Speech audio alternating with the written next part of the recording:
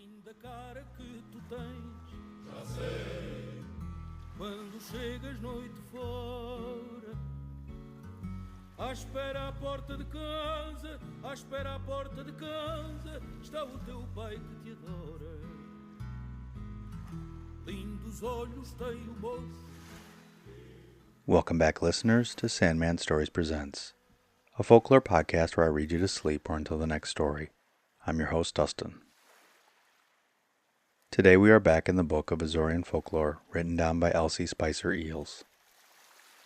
This one is about a prince who sets out to marry a woman before he even knows that she exists.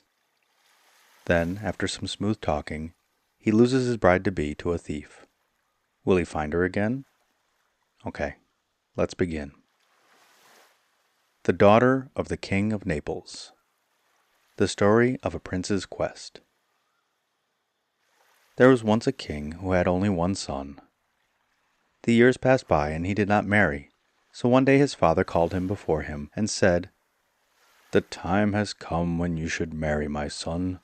You are now at the age when you should no longer wait to choose your bride. Why is it that you have not already done this?" The prince replied, "I will wed no one except for the daughter of the King of Naples." "Do you know that the King of Naples has a daughter?" asked the father.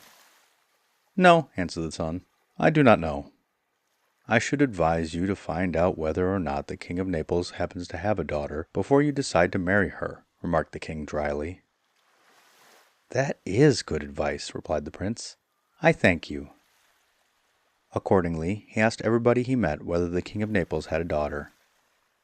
There was no person to be found who knew anything about it. "You'll have to go to Naples to obtain this information," advised the king. "It is a long journey, but if you are determined to marry nobody except the daughter of the King of Naples, there seems to be no way except to go there, and learn whether or not he has a daughter." Accordingly, a ship was prepared, and the prince sailed for Naples. It was a difficult, stormy voyage, but finally they arrived safely. The moment they landed, the beggars came crowding about them. The prince distributed alms amongst them most generously. Then he asked, "Does anyone know whether or not the King of Naples has a daughter?" There was nobody who knew. Finally, however, an old woman said that once she had passed by the royal palace, and there was a beautiful face at the window.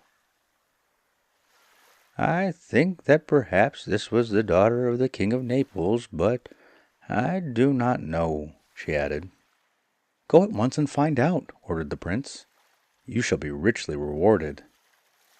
The old woman hastened to the royal palace. She saw the same lovely face at the window which she had seen before. "Lovely lady, I want to talk to you," she called out. Now it happened that day that the princess was feeling decidedly bored and out of tune with life. It looked like an interesting diversion to talk with an old woman. Thus it came to pass that she opened the window graciously. "What do you wish, good mother?" she asked. "Are you the daughter of the King of Naples?" questioned the old woman. "I am," replied the princess. "May I come some day to sell you pretty things?" asked the old woman. The princess appointed an hour the next day when she might come with her wares. Then the old woman hurried back to the waiting prince. "The King of Naples has a daughter," she cried. "A very beautiful daughter, too." The prince showered the old woman with gold. He was so delighted that at last he had found out this information that he could well afford to be generous. The old woman thanked him. "I did something else for you, kind sir," she said. "I made an appointment to see the princess tomorrow. I am going to the palace at 4 o'clock to sell pretty things to her." "Well done, good mother," cried the prince, again thrusting his hand into his purse. "Let me go in your place." The old woman gladly consented, and the prince dressed himself as a peddler. The next afternoon at 4 o'clock he went to the palace of the King of Naples. "It is a peddler with many interesting wares for sale," said the servant who answered his knock. "He speaks of an appointment with your royal highness." "Yes," said the princess, "a peddler was to come today at 4 o'clock with pretty things for me to buy." Accordingly, the prince was admitted to the presence of the daughter of the King of Naples. If she were surprised to find the peddler a handsome young man instead of the old woman with whom she had talked the day before, she did not show it. "What lovely things you have!" she cried as she examined the tray full of ribbons and beads and trinkets. She selected a number of wares, and then she asked, "What is the price of these?" The prince would not set a price. "If your royal highness is pleased with these," said he, "I have many more things at home which you will like even better. I'll bring them to you tomorrow." "That would be splendid!" cried the princess. "Come again tomorrow at this hour." The next day the prince again dressed himself as a peddler, but underneath the outer garments he wore his own rich clothing. When he was admitted to the royal palace, he laid aside his peddler's disguise, and stood before the princess looking like the true prince he was. He was very handsome in his rich suit of crimson velvet, with his hat with the long plume in his hand. The princess was so surprised that she turned pale. "Who are you?" she cried. "You surely are not the peddler who came here yesterday." The prince smiled into her eyes, and even without the peddler's garments, which were rolled up in the tray, she would have recognized him. He told her of the quest which had led him there, and she admired all the patience and diligence he had shown in finding out her existence. When he asked her to marry him at once, she readily consented. They planned that she would steal down the staircase at night and go away with him on his ship. All this sounded very romantic to the daughter of the King of Naples. She had never dreamed that a thing like this would ever happen. All her life she had been so closely guarded that stealing out of the palace and sailing away in the prince's ship seemed like the most wonderful thing in the world. The next night had been agreed on, and long ahead of the appointed hour, the prince sat on a horseback at the foot of the stairway down which the princess would steal. He was very weary with all the excitement of the past 3 days, and as he waited he fell asleep. A robber passed by and saw his sleeping form hanging limply from the saddle. "I'll gently deposit him on the ground and get away with his horse and saddle," thought the thief, as he stopped and regarded the horse with a critical eye. Just then, however, he saw something which made him change his mind about hurrying away after he had deposited the sleeping prince's form beneath a tree. There was the loveliest maiden he had ever seen, creeping silently down the stairway. She came straight up to him. "I'm ready, beloved," were her words. The robber silently lifted her behind him on the horse's back, and together they rode away. "Where is your boat?" asked the princess, after they had ridden together for some time without speaking.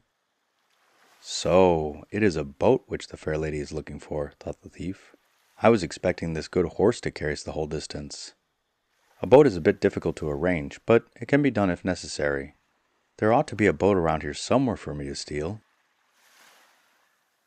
He left the daughter of the King of Naples on the shore while he went to steal a boat. When he returned, the light shone upon his face, and the girl thought that he did not look the same as before. "Of course, I have seen him only twice," she told herself, in an effort to gain assurance. "It must be the prince, my own true love." "Here is our boat," said the robber, and together they embarked.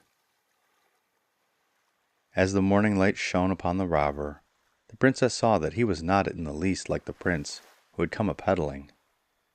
The robber laughed. "Does my lady know with whom she is going away?" he asked.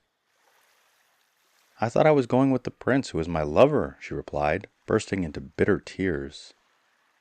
Running away was not half as romantic and delightful as she had pictured it. She heartily wished that she were back in the royal palace. As for the prince, he soon awoke and looked about the palace garden, where he was lying under the tree. "How did I get here?" he asked as he rubbed his eyes sleepily.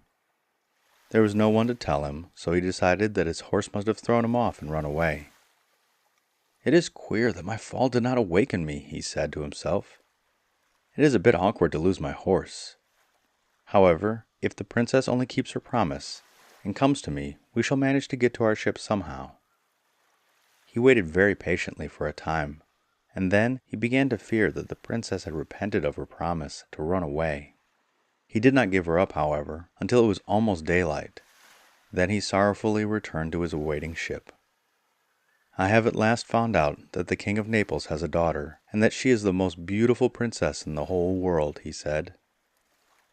If she prefers not to have a runaway marriage, it will doubtless be better for me to sail home and tell my father to make arrangements with the King of Naples for our wedding. There are some advantages in this more dignified method. Thus it happened that the prince sailed away for his own country, never dreaming that the princess had kept her promise to steal down the stairway in the night, and that then she was in the hands of the wicked robber. The daughter of the King of Naples sobbed and cried so loud when she found out that it was not her own prince with whom she was sailing, that the robber had become quite disgusted with her. "I thought you were a pretty little maid," he said, "when I first saw you, but now I've changed my mind about you." Indeed, no person with good eyesight would have called the princess pretty at that moment, with her face all red and swollen from much weeping. The robber decided that he did not want to bother with her any longer, so he landed in the country of the Junqueiras and left her there. The princess wandered about the place until night came, without seeing a single soul, nothing but the sea, sky, and rocks. She was really, however, not far from the hut in which there lived the wife and daughter of a poor fisherman. In the stillness of the night, they heard a cry. "Someone is in trouble outside, mother," said the daughter. "Perhaps the pirates have come, and by this cry are trying to lure us out," answered her mother cautiously. There were often pirate ships which stopped there. The daughter listened carefully. "No, mother," she insisted. "I'm sure this is a girl's cry." The two women opened their door and crept out into the darkness. The sobs of the princess soon led them to the place upon the rocks, where she lay crying as if her heart would break. They lifted her tenderly and carried her home. The fisherman's daughter gave the princess some of her own clothes to wear, and they lived together as if they were sisters. Together they did all the work of the little house, and the princess was too busy to weep. Sometimes, however, she cried in the night when the fisherman's wife and daughter were asleep.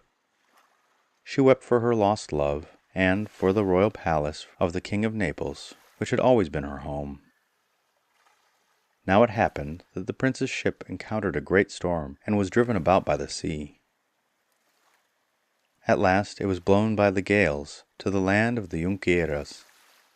The prince saw the fisherman's daughter, and the princess standing on the rocks by the sea. He stared hard at the princess. Then he spoke in a voice which shook. "You remind me of someone I used to know," he said. "Tell me your name, I pray you, fair maid." The princess looked down at the garments of the fisher maid which she wore. She blushed. The prince she had recognized the very moment she had seen him. "I am the daughter of the King of Naples," she said. The fisherman's daughter stared at her in amazement. "She is no king's daughter," she cried. "She is a poor abandoned maid who came to us out of the sea. We found her upon these very rocks. It is my own dress that she is wearing. A king's daughter indeed. She is no more the daughter of the King of Naples than I am."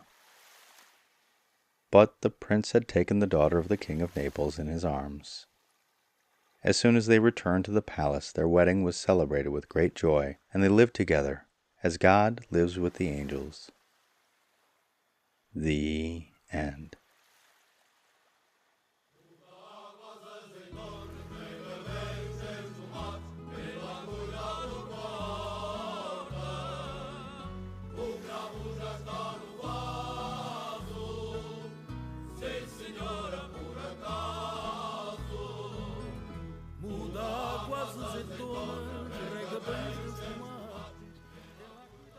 I really like that story, although the very end just kind of was like, okay, no, we found her, okay, no, she's not really king. Oh, yeah, she is. It seemed like there could be another step there. There could be another part of the story. It seems like something's missing. But again, I love these. I did have some trouble with the sentences with which they are upon.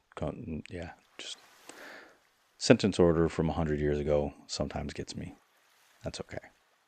And the podcast shoutout is to the Afrotales podcast, hosted by Amon Mazinga and his alter ego Chef, and they take you on a tour of the folklore throughout the African diaspora, with lots of tales that you might not have heard of, and plenty of recipes that you've never tasted. Afrotales is a great place to pick up something new. And if you like Amon's podcast as much as I do, go and give him a like, a rating, and a review. And the listener shout-out is to Cité Soleil, Haiti. It was a shanty town that expanded in the 1970s when sugarcane workers moved there for work. It's a neighborhood of Port-au-Prince in Haiti. It has dealt with intense poverty, infectious disease, and roving gangs.